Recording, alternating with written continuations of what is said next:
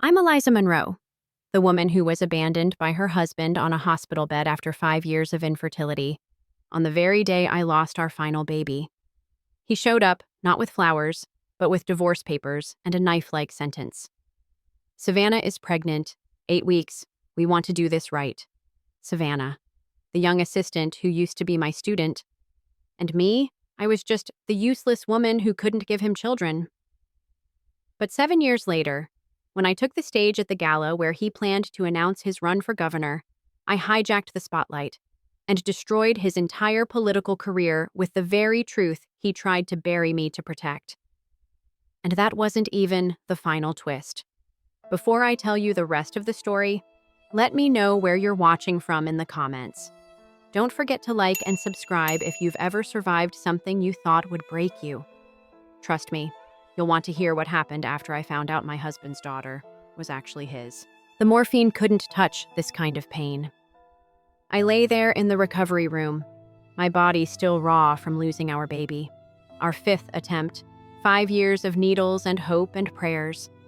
The monitors beeped steadily, but my world had gone silent the moment Gavin walked in carrying that manila envelope instead of flowers.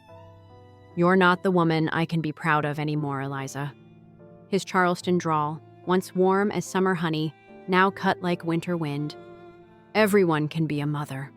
Everyone except you." My hands, still swollen from the IVs, trembled as I took the papers. Divorce. The word blurred through tears I refused to let fall. Not yet.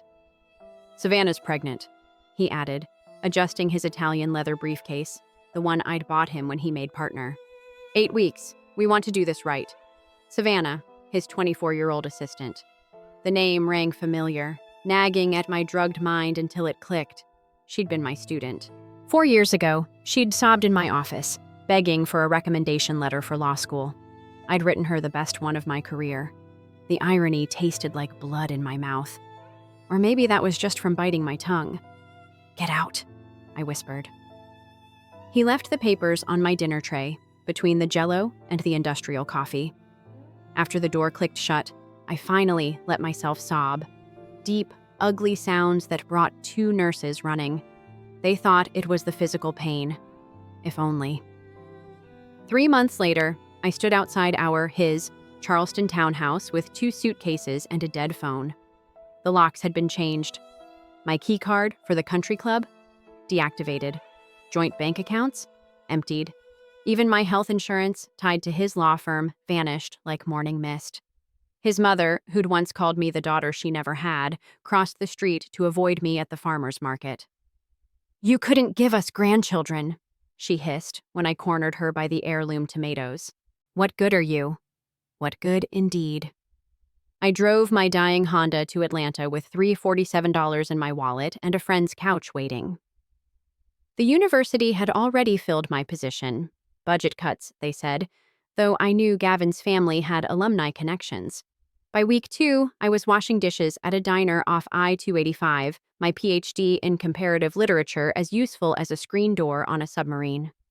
The lunch rush brought businessmen who didn't see me, families who didn't tip, and one persistent customer who did both. Maya Lynn, a face from another lifetime.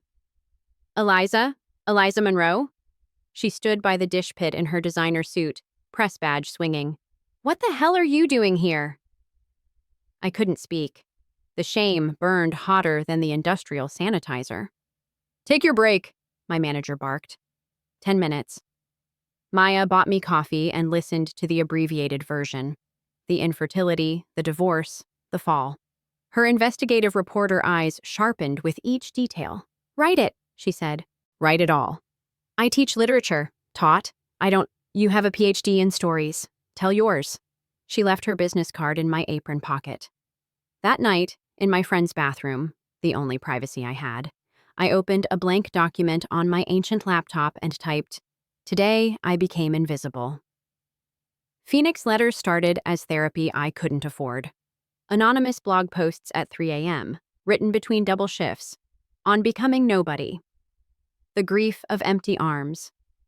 Learning to breathe underwater. I wrote about finding dignity in dish soap, about crying in grocery stores, about the way failure tastes at 2 a.m., raw words for raw wounds.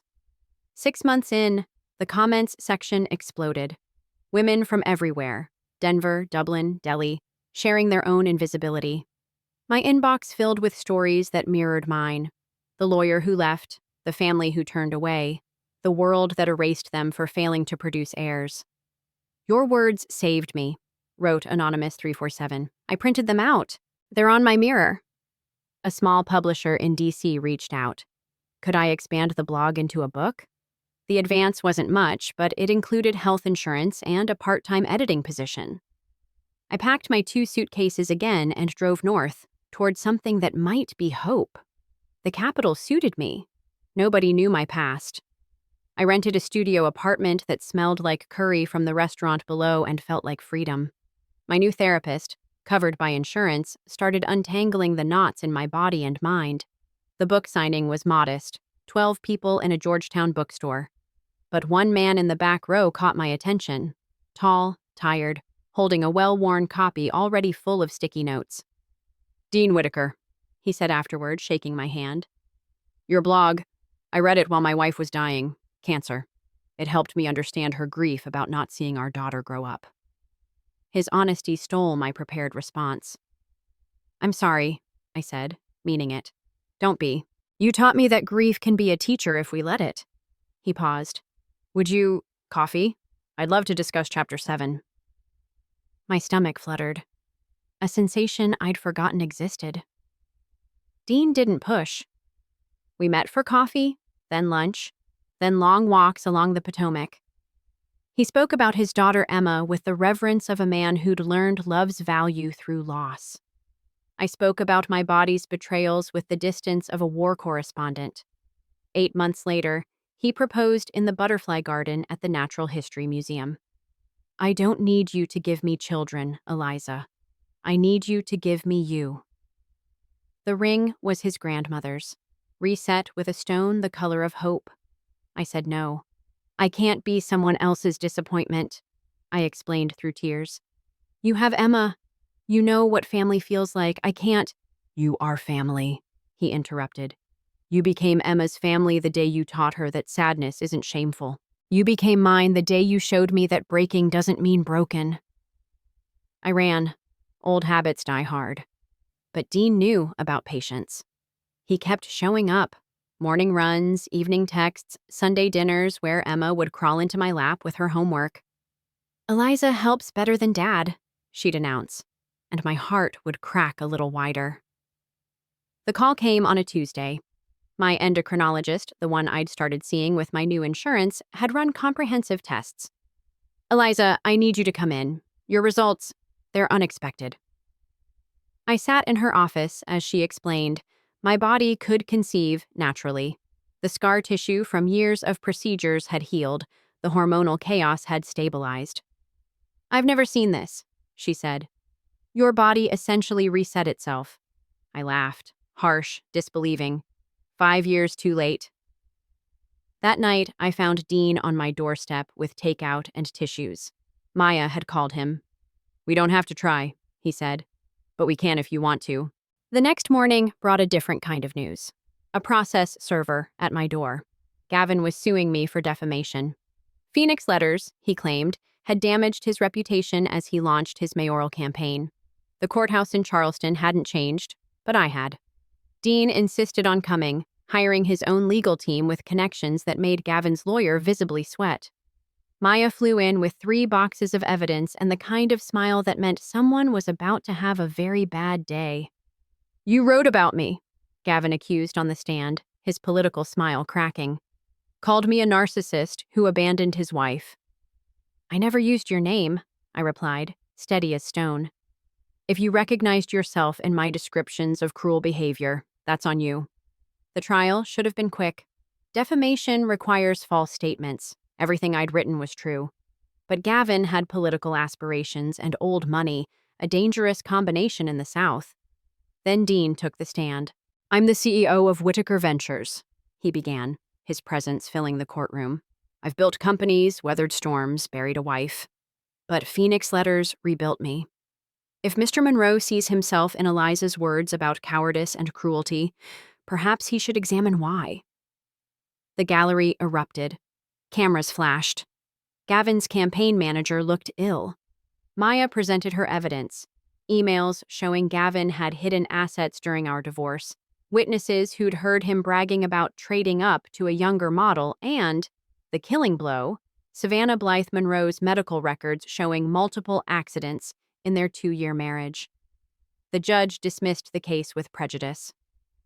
Outside, reporters swarmed. "How does it feel to win?" they shouted. "Like breathing," I said, Dean's hand warm in mine. Netflix optioned the blog that night. The advance would be enough to start over. Really start over. In the car, Dean pulled out a ring box. The same ring. "I believe you said no," he grinned. "I'm hoping for a different answer." This time, I said yes. We married at Finger Lakes in October, Emma scattering rose petals with the solemnity of a girl who'd gotten her wish. 30 guests, no drama, just love distilled to its essence. Dean's vows made me cry. "You taught me that love isn't about what someone can give you, but about choosing them through every season." The nausea started on our honeymoon. I blamed the oysters until the second line appeared on a test in a hotel bathroom. Then the third test, the fourth. Dean found me on the floor, surrounded by pink lines and sobbing. "It's impossible," I kept saying. 10 years. 10 years of trying. "Maybe you needed to stop trying," he said, pulling me close. "Maybe you needed to heal first." At the 8-week scan, the technician went quiet. My body tensed, prepared for loss. Then, "Congratulations, you're having twins." The room spun. Dean's laugh was pure joy. "Of course you are. You never do anything halfway." We named them Hope and Grace, on-the-nose names for our miracle girls. Every appointment, Dean held my hand. "We didn't need to fix you, Eliza," he'd whisper during the scans. "You were always enough." The pregnancy was textbook perfect. My body finally cooperating after years of rebellion. I documented it all on Phoenix Letters. The fear, the joy, the strange grief of getting what you'd wanted after accepting you never would. The email came the day I hit 36 weeks. "You don't know me, but you knew my husband. Please help. S." Savannah's IP address traced to Charleston. The subject line read, "The woman he left me for." The invitation arrived 2 weeks after the twins were born. Charleston Society's annual gala, where Gavin would announce his gubernatorial run. They wanted me as the keynote speaker, a Phoenix Rising success after setback. "It's a trap," Dean said, burping Grace at 3 a.m. "It's closure," I countered, feeding hope. We arrived like visiting royalty. Dean in his tux, me in a gown that celebrated my postpartum body instead of hiding it, Emma in her first formal dress, and the twins in carriers that cost more than my old car. Maya met us at the entrance, press badge prominent. "Ready to make history?" she asked. The ballroom fell silent when we entered. Old friends, former in-laws, the entire Charleston elite watching the woman they'd discarded return triumphant. Gavin stood near the stage, Savannah beside him in a dress that couldn't hide her trembling hands or hollow cheeks. During cocktails, she cornered me in the bathroom. "He tracks my phone," she whispered. "Controls every penny. I can't leave. He'll take my daughter." "Like he tried to take everything from me?" I asked, but gently. "I'm sorry," she sobbed. "I'm so sorry. I was young and stupid and—" "You were 24, I interrupted. "He was 42 and your boss. That's not stupid. That's targeted." I gave her Maya's card. "Call her. Tonight." My keynote was supposed to be about resilience. Instead, I talked about complicity, how we enable powerful men by discarding inconvenient women, how we blame victims for their bruises, visible or not. I never mentioned Gavin by name, but every eye found him. Maya's story broke during the dessert course. State Senate candidate secret, a pattern of abuse. Financial records, police reports Savannah had hidden, testimonies from former employees. Gavin's campaign died between the tiramisu and coffee. He cornered me by the valet stand. "You vindictive bitch." "No," I said calmly, Dean's protective presence behind me. I'm the woman you left behind, and I became everything you said I couldn't. The Phoenix Foundation launched 6 months later, funded by my Netflix deal and Dean's connections. We help women rebuild after abandonment, legal aid, therapy, job training. Our first client was Savannah. She showed up at the launch party, baby Charlotte on her hip, looking like herself for the first time since I'd known her. Thank you, she whispered during my speech, for surviving long enough to save me. My second book, Phoenix Letters, The Whole Truth, became a movement. Book clubs discussed abandonment. Universities taught it. Women sent me their stories, and I sent them hope. The twins are walking now, chaos in pigtails. Emma teaches them words while Dean teaches them mischief. Our house smells like baby powder and possibility. But the story doesn't end with my triumph. During the book tour, Savannah found me backstage in Miami, trembling. I need to tell you something, she said. Charlotte, she isn't Gavin's. My blood chilled. Who's? Dean's. We met at a grief support group. His wife was dying. I was grieving my father. It happened once, just once. I'm sorry, Stop, I said, my world tilting. Does he know? No, I couldn't. Gavin assumed, and I let him. But Charlotte has Dean's eyes, and someday someone will notice. She left Charlotte's diaper bag on my dressing room chair and vanished. Inside, between the bottles and burp cloths, was a note. She deserves better than my chaos. Love her for me. I found Charlotte sleeping in her carrier, Dean's eyes in a cherub face. My husband's daughter, my student's child. The baby Gavin believed was his triumph. Dean was in the hotel room with the twins when I returned. I set Charlotte's carrier down and watched his face cycle through recognition, shock, understanding. Savannah? He asked. I nodded. When? When Lily was dying. When you were drowning.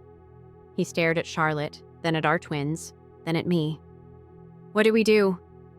I lifted Charlotte from her carrier, feeling her weight settle against my chest like she belonged there. Because maybe she did. Maybe this was how the universe worked. Messily, painfully, but ultimately purposefully. We love her, I said simply. We love her because children aren't possessions or prizes. They're gifts, even the unexpected ones. Dean crossed to us, wrapping his arms around me and Charlotte while the twins babbled from their playpen. Emma peeked in from the adjoining room. Is that my sister? She asked with 6-year-old directness. Yes, I said, surprising myself with the certainty. She is. Not all stories end with justice. Some end with grace. I'd wanted a baby for so long, I'd forgotten that families aren't built on blood or biology, but on the choice to love when loving is hard. We're flying home tomorrow, all 6 of us. My publisher wants a 3rd book, but I'm not ready. I'm too busy living this imperfect, impossible life. Teaching Emma multiplication, chasing the twins, introducing Charlotte to solid foods. Last week, Savannah sent a postcard from California. Thank you for being the mother I couldn't be. I'm getting help. Maybe someday I'll be ready. Maybe, or maybe not. Either way, Charlotte will know she was chosen twice. Once by a mother brave enough to let go, once by a family brave enough to hold on. Gavin calls sometimes, demanding his daughter. Dean's lawyers handle it. He has no legal claim to a child who isn't his, though he doesn't know that yet. When he learns the truth, it will destroy what's left of his pride. I can't find it in me to care. I'm too busy becoming the woman I was meant to be, not the one who gives birth, but the one who gives life. To my daughters, my students, my readers, myself. The woman he left behind? She became everything.